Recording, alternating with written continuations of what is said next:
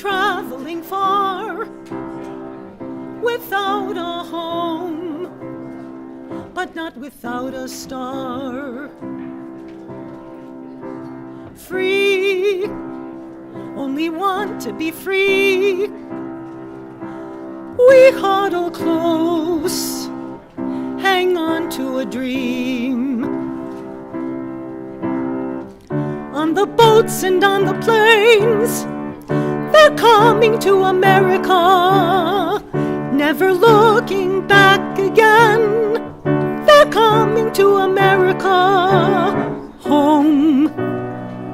Don't it seem so far away?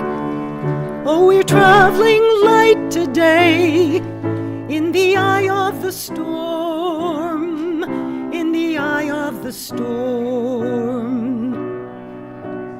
Home, to a new and shiny place. Make our bed, we'll say our grace. Freedom's light burning warm, freedom's light burning warm.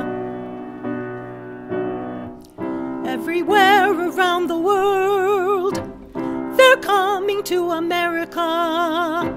Every time that flag's unfurled, they're coming to America. Got a dream to take them there. They're coming to America.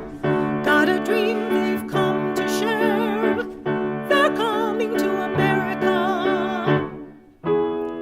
They're coming to America. They're coming to America.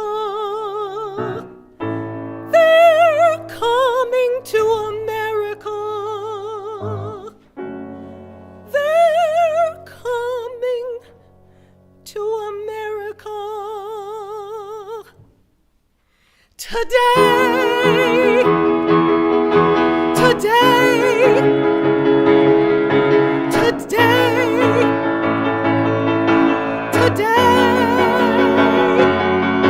today.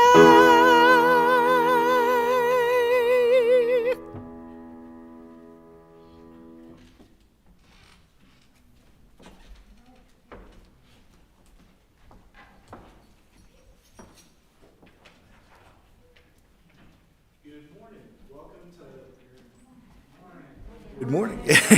Welcome to Morristown Unitarian Universalist Fellowship. We are a spiritually alive, justice-centered, and inclusive community. We are so glad you are here with us today, both in the sanctuary and online. My name is Steve Runyon, and I'm your Sunday associate this morning, and I have some announcements to share. Our offering today will be split 50-50 between the Morristown UU Fellowship and Homeless Solutions. You can donate at the text-to-give number 73256 with keyword MUF, MUUF, followed by the dollar amount.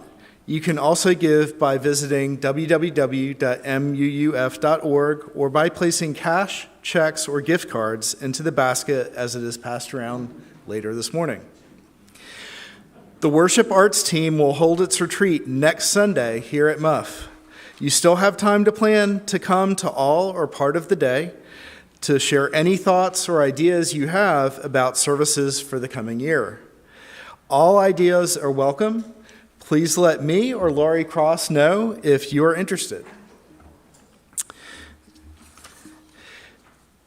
Diversity Day in Morristown. Please help out at our table next Sunday afternoon, July 10th.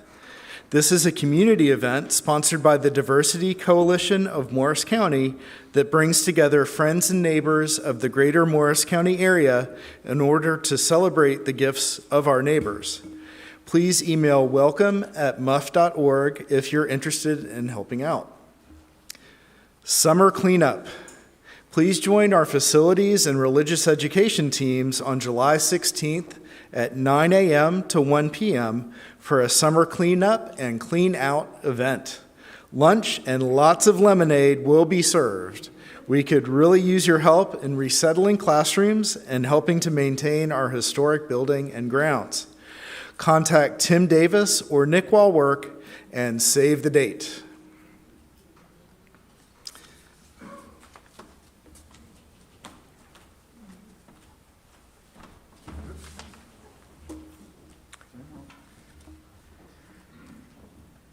Let us begin our worship service with our chalice lighting.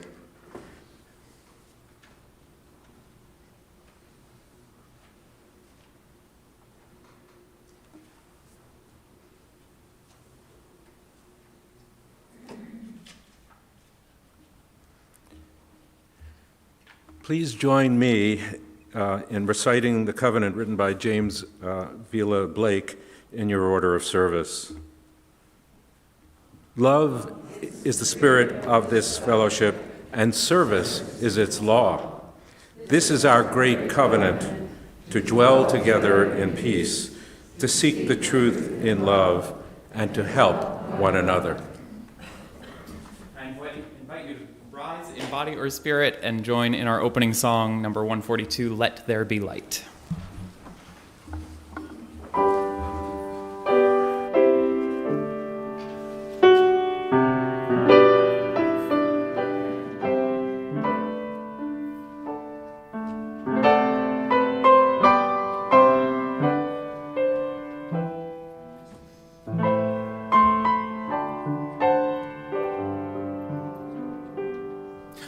Let there be light, let there be understanding, let all the nations gather, let them be face to face. Open our lips, open our minds to ponder, open the door of concord, bearing into grace. Perish the sword, perish the angry judgment, perish the bombs and hunger, perish the fight for gain. Let there be light, open our hearts to wonder, perish the way of terror, hallow the world God made.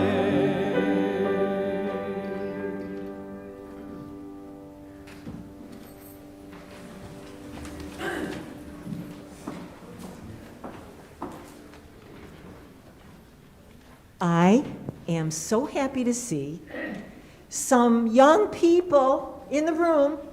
Would you mind coming down for a quick minute?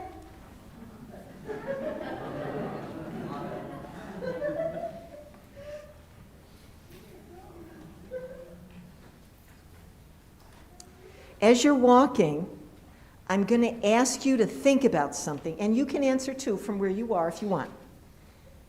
What is something you love about America? What do you like? That no one can tell us what we have to do. Nobody can tell us what we have to do. Any other thoughts? What you like about here? Go.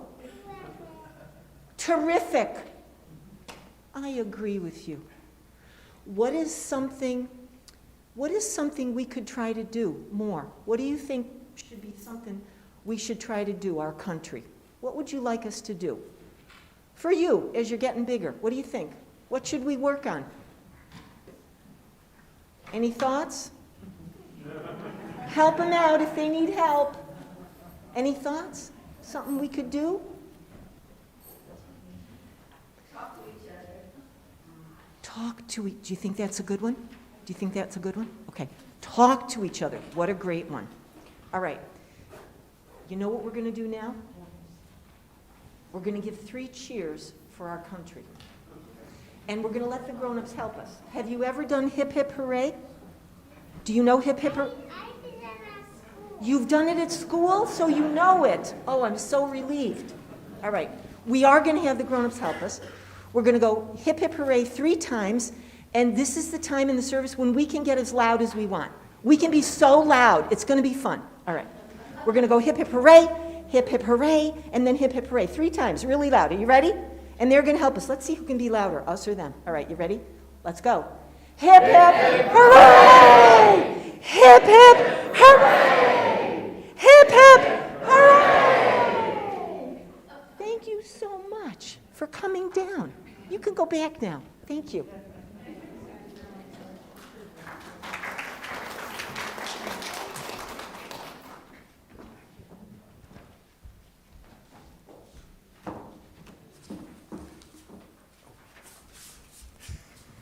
Good morning. When the 4th of July rolls around, can you hear me? Great. I feel ambivalent. My mom was a drum majorette for the American Legion in her hometown during World War II. My dad, on the other hand, he was one of a few vets who had to be drafted because he did not enlist. So in my youth, the 4th of July basically meant family picnics and waving sparklers. Now that I'm older, I find myself questioning all the flag waving, songs glorifying bombs, questioning positions of our country. Do I like the actions of elected officials or fellow citizens, how they treat certain people from certain groups? Definitely not. But do I like this place where I was born and I've lived my life? Do I like the people, the beauty, the freedoms, the baseball? Yes. Do I realize that many people don't have those things? Yes. Do I like the military-industrial complex? Oil spills? No. Am I glad we helped stop the Nazis? Yes. Am I suspicious of flag wavers and their simplistic sayings? Yes. Several years ago, South Korea took out a full-page ad in the New York Times, thanking us for helping them all those years ago. Did I feel good about helping people? Yeah. Did I feel good about lives lost? No. As I've sat with this ambivalence, I've come to cherish it. I don't blindly accept the simplistic, love it or leave it approach. My questions are my conscience speaking. But I don't want my patriotism to be about what I don't like. What I do like, what I do celebrate, are our ideals, the efforts, the achievements. How America defines patriotism, it's been the subject of a lot of debate since our country's founding. Once, patriots were the rebels against the status quo. We were at the forefront of a movement, away from constitutional monarchy, away from religious persecution. Now, though by one measure we're only 15th worldwide in the freedoms we offer, we continue among the top 5 as a destination for immigrants. People from around the world, they look here as a place for opportunity, freedom, education. Have we a long way to go to realize our ideals? Yes. But are we still, to many in the world, a beacon of hope? We are. And we have the people and the resources to edge closer to those ideals. Our very diversity, it generates multiple points of view. My ambivalence may not be as loud on July 4th, but it's just as important. When we exercise our right to dissent, we are part of its protection plan.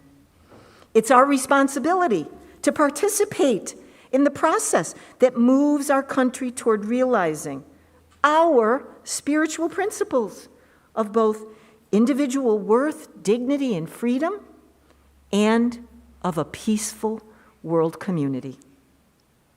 Meanwhile, what'll we do with this holiday? Love of country, it's a complex relationship, just like the families who'll be celebrating this weekend. They set aside this weekend the year's problems and disagreements to pause and celebrate what they do have. Maybe on this day, we can celebrate all we do have and recommit to protecting and improving it. The Pledge of Allegiance was written to commemorate the 400th anniversary of Columbus' arrival in America.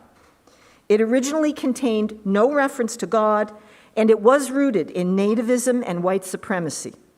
For me, though, the word nation, it's really just lots of you and me trying. I want to close with a rewritten Pledge of Allegiance that expresses my vision. My heart stirs when I see the flag of the United States of America. I love the ideals for which it stands. One nation, striving to follow higher moral reason. One nation, determined to pursue common principles together. One nation, committed to liberty and justice for all. Now Stephen Laurent will lead us in the reading of a poem.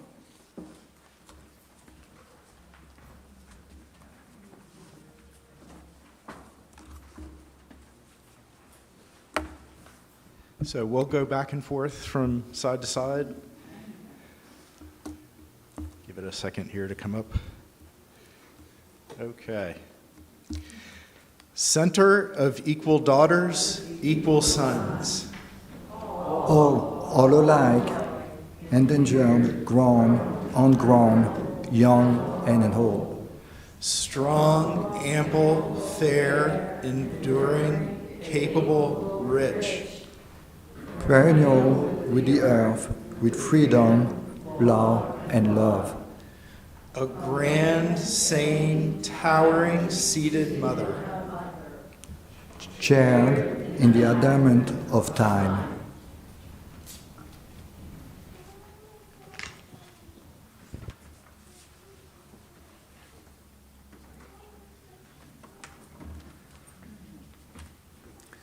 Good morning. I'm Jerry Weinstein. I was asked by Laurie to speak this morning as to how my experience as a war veteran has influenced my sense of myself as a patriot, a Unitarian Universalist patriot. Like many kids in the 1950s, I could be found waving my little American flag at the frequent parades of the veterans of our greatest generation as they marched proudly by. To a 10-year-old, patriotism meant bravery and sacrifice. In 1962, and I was only 16 years old at that point, I joined the Reserve Officer Training Corps at the City College of New York. I intended to do service after graduation to our country as an Army officer. I quickly learned, as Colin Powell, a fellow son of City College, indicated in a speech many years later at Howard University, that ROTC at City, as we called it, was a place where your race, color, background, country of origin, income meant absolutely nothing. It was all about doing your job and doing it well. The U.S. entered the war in Vietnam in my junior year. And immediately after graduation, I was commissioned as a second lieutenant and was off to infantry and then advanced intelligence training, all in preparation for me to lead an all-volunteer platoon in the Central Highlands where Laos, Cambodia, and Vietnam meet. As a young leader, I had learned that while officer ranks get salutes, and there's an occasional privilege, it also demands great responsibility. I learned quickly to lead by example and to never ask a subordinate to do something I was unwilling to do, and also to take responsibility for everything that my men did and failed to do. It was, as Joe Erhane a member of this congregation, underscored in his Odyssey story a couple of weeks ago about his time as a naval officer. It was all about being part of a team where every member had an important job to do and was expected to do it to a very high standard. Respect rather than rank was the main currency of teamwork, and especially independent of your background, race, or creed. These were values that I later saw, much later, reflected in many of the people I would eventually meet as I began my journey as a UU. A quick aside. I was reading Mark Shields' obituary 2 Sundays ago. As you know, he was a great Democrat strategist and a PBS commentator that many of us, I'm sure, here enjoyed. But what you may not know is that as a young man, Mark volunteered and became a Marine. And he found it remarkable that one of the leadership values of American military officers is to not eat. To not eat until your subordinates have been served. And this is what Mark Shields had to say about this. Would not our country be a more just and human place if the brass of Wall Street and Washington and executive suites believed that officers eat last? As I did, and every officer I ever knew in the field did as well. 1968 was a very tough time to be a soldier in Vietnam, but also a tough time to be an American. While the war raged, widespread protests against the war, and most sorrowfully for us who were isolated and so far from home, we learned of the murders of Dr. King and Bobby Kennedy and the brutal police riot at a Democratic convention. We were all, our whole platoon, questioning what was happening to the country we longed to return to while fighting a war that increasingly seemed to have no obvious purpose. To be honest, for a while after I returned, I had great difficulty reconciling myself to a country that at once did not appreciate our sacrifice and a government which in too many ways was betraying what I knew to be our national ideals. But also to my dismay then, and also now, I witnessed that too many had easily surrendered the notion of patriotism and what our flag really stands for to those who would betray its ideals with blind nationalism. When I was in college, a good friend and I were talking about religion and how we saw the world, and he remarked, being smarter than me, "Jerry, you sound like a Unitarian." I bookmarked that conversation. And years later, when wife Marty and I had kids, and with a gentle nudge from good friends who were members of this fellowship, Barb and Frank Pecca, we started attending. As I dove deeply into our 7 principles, I realized that there was significant mirroring of our principles, our UU principles, and those of the aspirational ideals we have produced in our country, most especially the Bill of Rights. Ideals that embody and importantly deserve patriotism from all of us. As Colin Powell said to Howard University students some years ago, in times of crisis, patriotism unites us. We put our differences aside to help our countrymen in need. After Hurricane Katrina, millions of Americans made charitable donations, and many went to the Gulf Coast to help rebuild communities. Perhaps the greatest example of patriotism was on and after September 11th, 2001. And this is how he closed. He said, "Believe in America with all your heart and soul, with all of your mind. Remember that it remains the last best hope on earth. America's faults," he said, "are yours to fix, not to curse.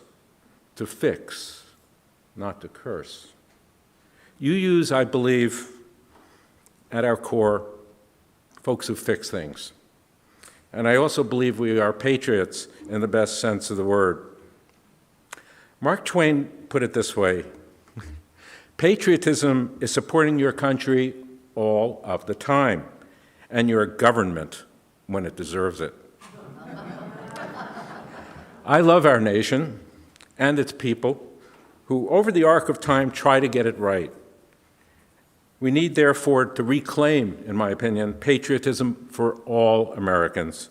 And it is with this in mind that I fly our flag, I love this nation, and occasionally, its government. This is the time in our service when we give our offering and receive it in the spirit of grateful fellowship. As noted earlier, the offering today will be split 50-50 between this fellowship and homeless solutions. And in your order of service, and hopefully you're seeing this at home, you can donate to the text of the number and also give through our website.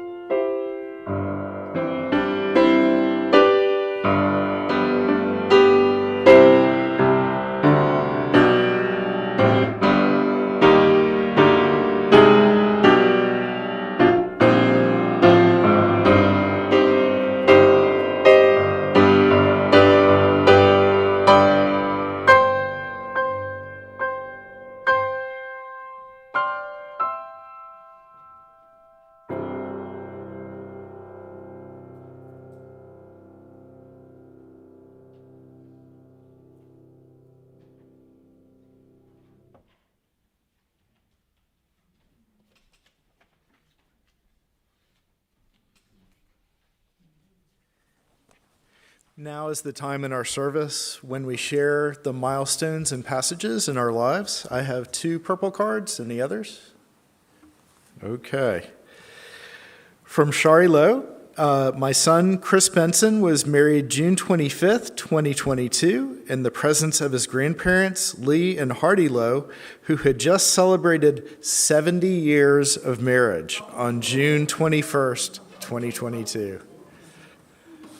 May we all do the same.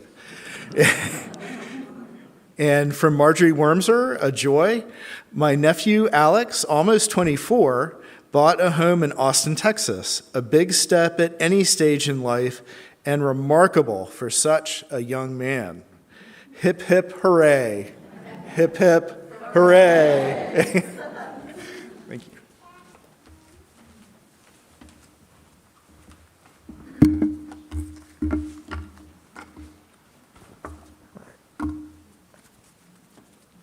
I need to get set up.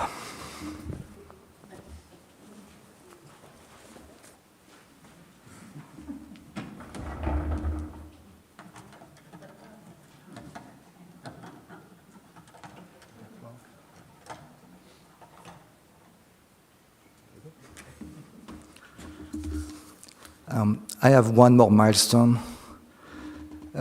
June 26, we celebrated our second wedding anniversary with Mia, who is in the room. Yay. How many years? I can't do the math. It's 29 years.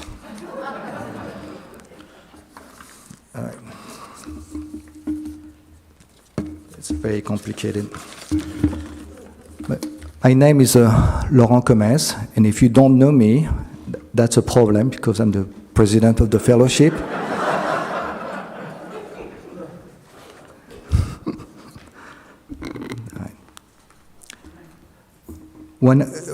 Patriotism. When I first hear this word, I see flags. I think military. I see political conflict. But I also see the history of men who had grand visions and hope, men who built great nations. As a young man, I learned of the greater of France. History then was centered on French history, of course, but I often heard of the parallel with the birth of America. In the US, you have American history or world history. In France, we just have history. The kings and royalty were disposed of. Revolution. I'm skipping a lot here. July 4, right, birth of a nation. July 14, birth of another, France, from kingdom to republic. The end of the monarchy and the setting of a constitution. France has a Declaration des droits de l'homme, man's right, in 1789. In the US, you have the Bill of Rights just 2 years later. The parallels here are many. France and America are embracing the same human principles, the same ones as UU principles. In 1789, France adopted a new flag, blue, white, red, not to be confused with the red, white, blue for the US flag. The US flag, the French flag hasn't changed since 1789. The US flag has evolved, mostly adding stars.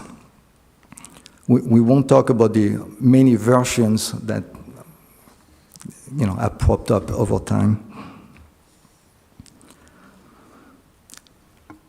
So in France, I learned about liberté, égalité, fraternité. It's the same word in English. It was a mayor motto in 1789 and then officially adopted in 1850. The US uses Latin phrases. E pluribus unum, out of many, one, out of many states, one nation. Secularism with separation of church and state in France. Laicity is formally adopted in 1905. State and religion are separated. There is no official religion, freedom of conscience, and freedom to practice religion. But in America, In God We Trust is added in 1959, and there have been constant Supreme Court ruling about the interpretation of the Establishment Clause.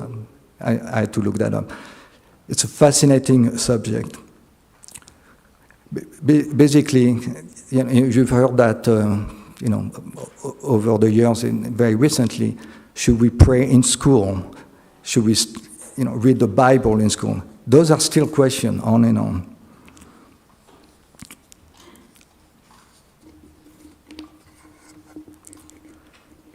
While God may be singular and seem neutral, it is not. These are the concepts of a nation, patrie in French. The word nation in French, when we have nation, but we also have patrie. So, patriotism is the same word. Patriotism, as defined by deep love of one country, then Americans rank first. Like, Americans are extremely proud to be American. But not so much for French people. French people are proud of French culture or secularism. They're not but they're not proud to be French. It's kind of strange. A nation has symbols. Symbols are needed for common recognition and rallying. Rallying here means something in common which allows otherism. That's a word. Once you have otherism, you get adoration and worshipping. This is a slide with any ism. Oh. Checking my pockets, not mine. One such symbol of good or bad is the flag. In France, you only see flags on public buildings like City Hall, post office, and schools. And once a year, you see many little flags, on July 14. But still, you don't see flags on people's homes. So an object to be meant to be a rallying symbol has become a divisive one. Divisive because if I show a flag, I'm telling the world of my allegiance and rightfulness. Too often today, the kind of people who drive around with flags and have many flags on their lawn are typically extremely intolerant. Jerry made me think of the flag in a different way. I now realize, as the far right has taken ownership, why is the left seemingly given up on it? You use them as mini flags, too. Right? The flag is a symbol of strength, and therefore it's military. Alex? In France, 1 year service was mandatory until 1992, and then became a one-day survey of civics for all youth.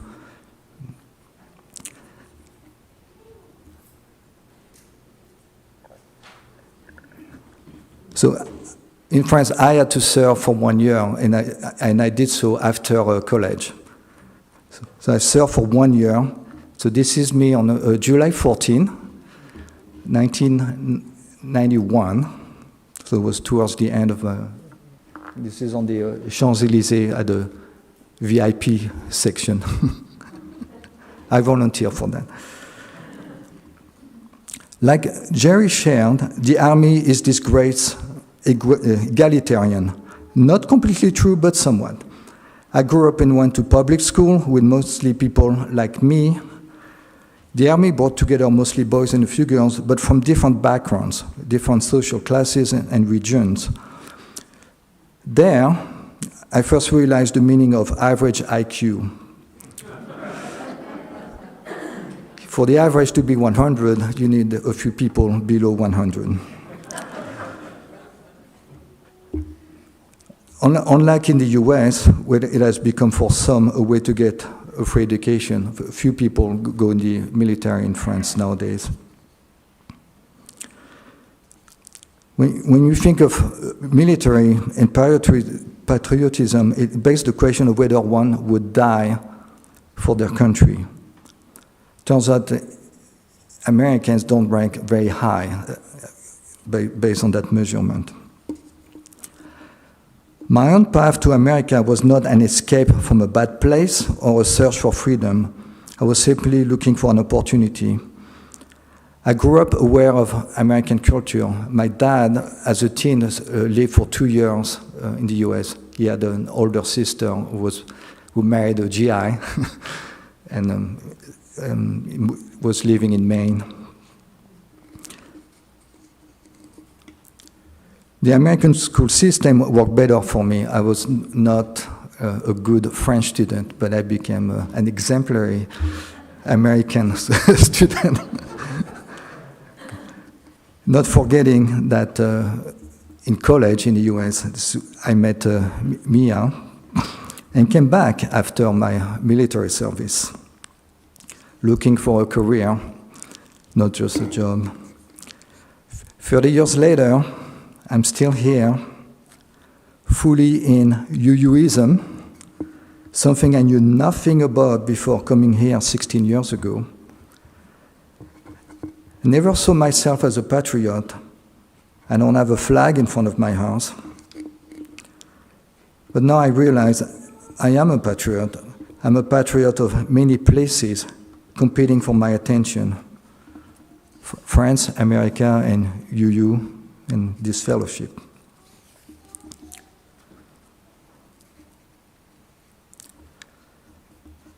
I'm gonna sing hymn 159. Please stand as you are able to join in 159. The hymn will appear on the screen, okay? Following the hymn, we will hear from our final speaker, Venkat Puranapanda. Right after. Don't leave.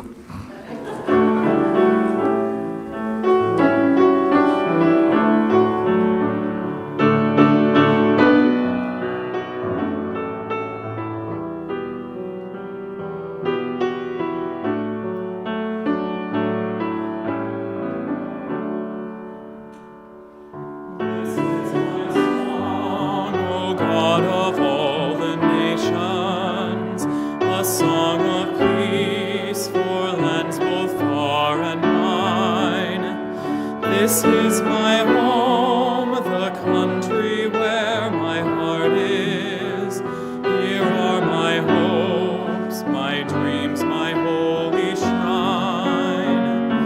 But other hearts in other lands are beating with hopes and dreams, and true as high as mine. My country's skies are bluer than the oceans, and sunlight beams on clover leaf and pine. But other lands have sunlight too and clover, and skies are everywhere as blue as mine. Oh, hear my song, thou God of all the nations, a song of peace for their land and for mine.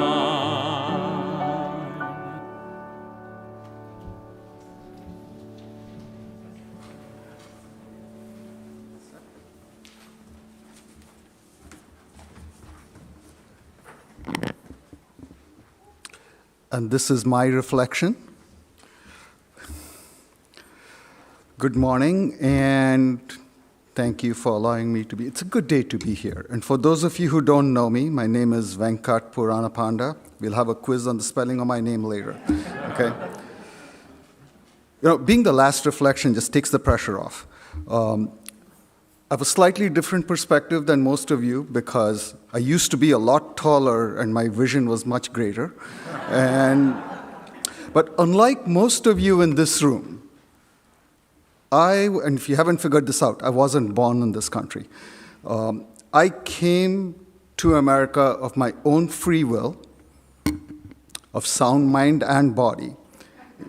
And to repeat, I'm here by choice, and usually pretty responsible for my own actions. I came when I was 21. I came to go to graduate school in engineering, to go to the Midwest because, one, I got an assistantship, and it seemed like a good idea at the time. It's a common theme in a lot of my life. I had some cousins in New Jersey who were old. They were definitely in their mid-30s at the time. And like, why are you going to the Midwest? Because it seemed like a good idea at the time.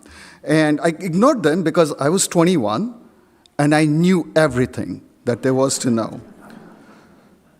Now, the Midwest was a little bit of a culture shock for me. It's nothing like they tell you in Hollywood, okay? That's just a whole different thing. But I grew up I grew up in actually Mumbai now, Bombay then, and I was in a nice little middle-class bubble where, I was with a bunch of other people who also thought that we were pretty much the same age, so we thought we knew everything. And the Midwest was a little different. To me at the time, and it still does, America meant freedom and the land of opportunity, and blue jeans, and fast cars, and rock and roll, and consumer goods, and you get all that. I remember getting off, I can't say fresh off the boat because it was a plane, but it did seem that America was just wasted on the Americans. They just didn't appreciate what they had. And I think one of the earlier things that, that I was thinking of was that the freedoms that were guaranteed in the Bill of Rights should be applicable to pretty much everyone around the world, not just Americans. I was fascinated, and this is true, by it seemed like very overt nationalism and, its constant reinforcement of we are number one. I didn't see anyone else, but we are number one, and God bless America, and USA, USA. And that's something that wasn't necessarily how it was when I was growing up in India. I wasn't used to seeing the flag everywhere. In India, it was really, a couple of days of the year, Independence Day and Republic Day. And I realized this very, very quickly. And if you haven't, let me tell you this. Size matters. Okay. The bigger the flag, the bigger the patriot. And if you're a car dealership, you are the biggest patriot of them all. Okay. It was everywhere. And I think what really surprised me was, for those of you who watched wrestling in the 80s, there was a lot of flags there. And swimwear. And I think I was really surprised by that too. Independence Day, and tomorrow being Independence Day, that might explain a little bit of the attendance here today, okay? But I was used to Independence Day being a day of parades and speeches. Schools and colleges, you actually had to go to school in your uniform where people would make speeches. And we were excited because that meant you get the other half of the day off, okay? We were celebrating our freedom from the British, a common theme here. And in America, Independence Day meant barbecues and fireworks and parades, and most importantly, July 4th sales. Okay?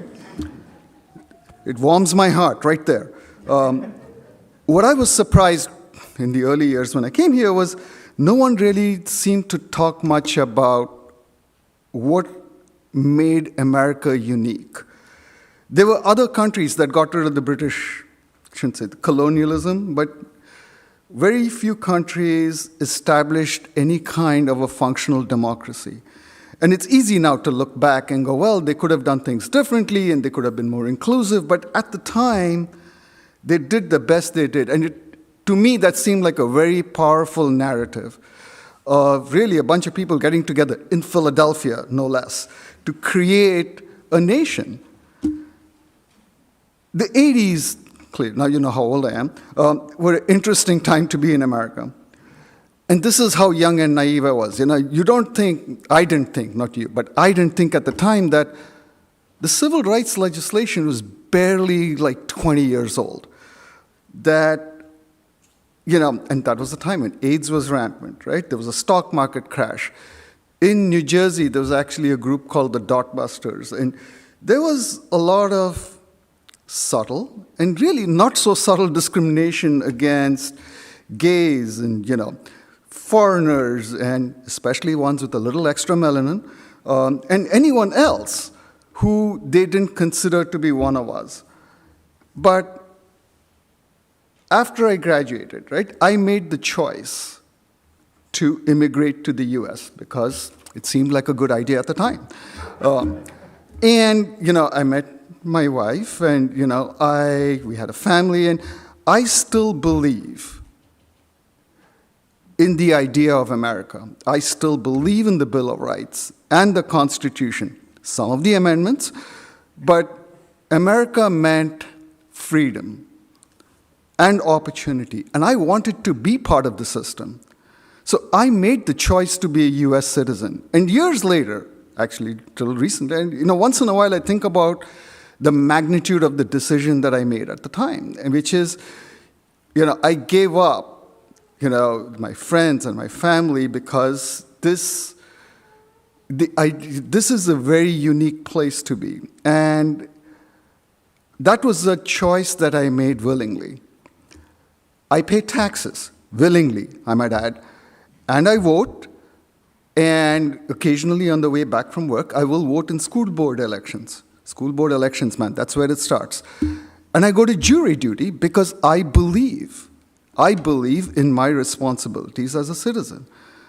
And even with all the recent drama that we've had over the last few weeks, I believe in the institutions of government and in the processes involved. As Jerry pointed out, being American doesn't necessarily mean my country right or wrong. I don't feel the need to wrap myself up in the flag or to wear the red MAGA hat, okay, to pass the loyalty test. But being American means the freedom to make your choices and to take responsibility for those choices. I had no idea that Unitarianism even existed, okay, or Unitarian Universalism until 16 years ago, and it's only because my wife, Hazel, who's over here supporting me, she brought me here, and we came to check it out, and we never left. Now, that does sound like an American, okay? We come in as a visitor and not leave. But to me, being a Unitarian exemplifies everything about being an American. I'm not going to repeat the principles because you have them in a card in front of you, okay? But it is a reinforcement of the values by the authors of the Bill of Rights and those who established this country. I believe in the American dream, not the mall, but I also believe in the system. And I do think that it takes, now more than ever, some amount of vigilance to safeguard the freedoms that we do take for granted. So, I know it sounds like very evangelical, there's nothing like the evangelical zeal of like a first-generation immigrant. It's scary. But I'm proud to be an American and really glad to be here at the fellowship. So in closing, because everything comes to a close, I'm going to misquote the Reverend Jesse Jackson. So, you must not surrender. You may or may not get there, but just know that you're qualified. And you hold on and hold out. We must never surrender. America will get better and better. Keep hope alive. Keep hope alive on tomorrow night and beyond. Keep hope alive. And now, for the closing song, we will form a circle, and I invite each of you. So Laurie and Jerry, and Mr. Gomez, El Presidente, will come down to the center of the room, and we'd like you to join us in singing America the Beautiful.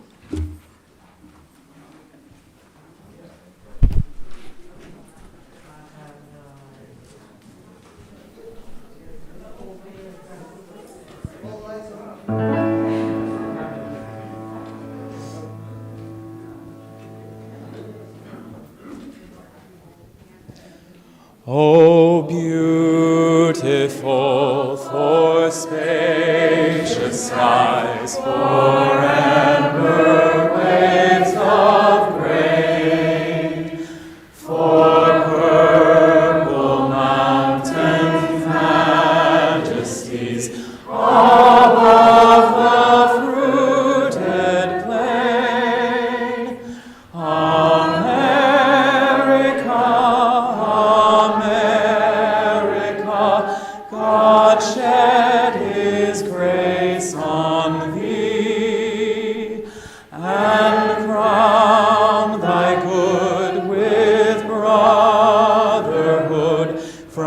sea to shining sea. Will you hum?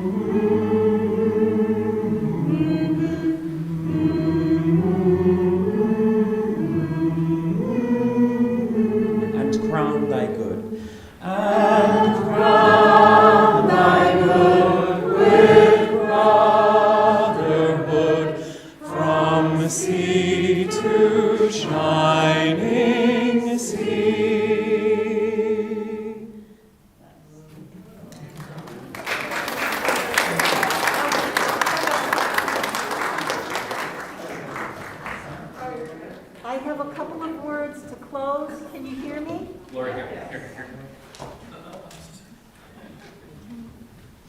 As Unitarians, we covenant to promote democratic processes and to honor inherent dignity and worth of each person. We can lead the effort to realize our country's promise of peaceful progress. As you celebrate this weekend, think about all you love about this country. Think about how we can continue to realize its promise.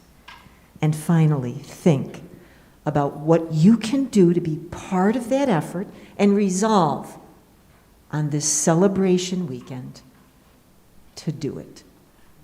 Amen. And may it be so. Thank you so much for coming.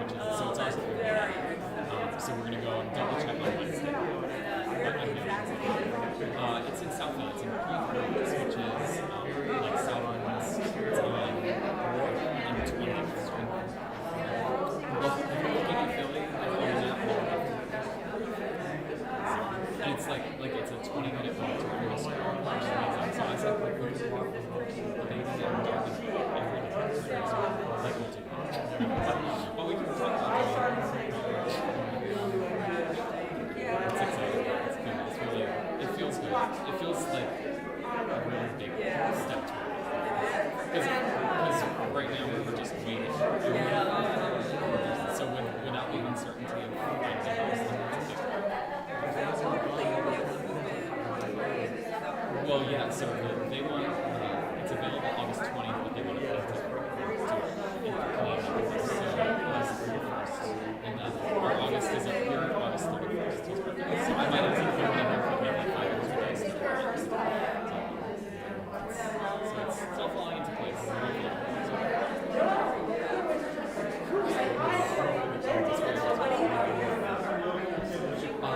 So they put me in charge of the pre-college program at Morristown. So that happens for 3 weeks, starting a week from tomorrow. So I will be here for 3 weeks. I'll be here next week, and then not the following 2, and then I'll be here one week, and then I won't be here, and then I'll be here for 3 more. That's it. It already is. So I can't believe it's July.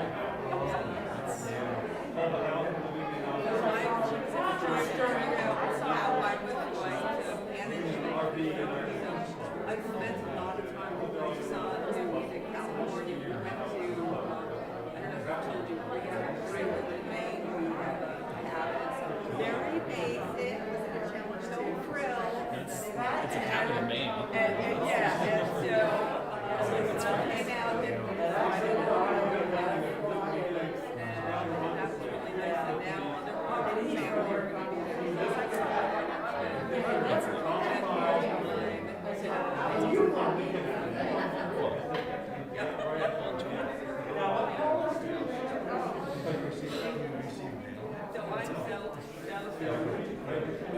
I could see that this is Exactly. Yeah.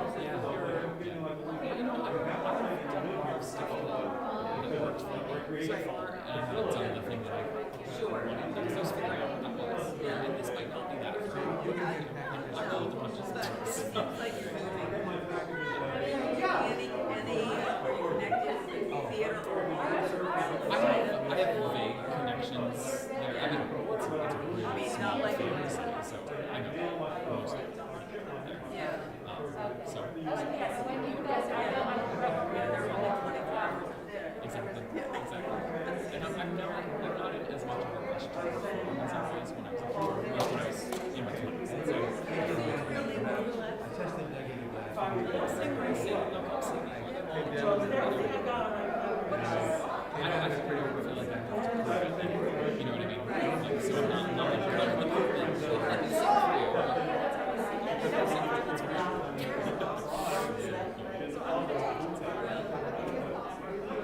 I just wish I don't know if I will be here those weeks when you're here. Yeah. I hope it will. Are you around on August 21st? I might be around for your. Good. That's my honesty in the morning and my baby shower in the afternoon. Which is great. Not here, out there. Yeah.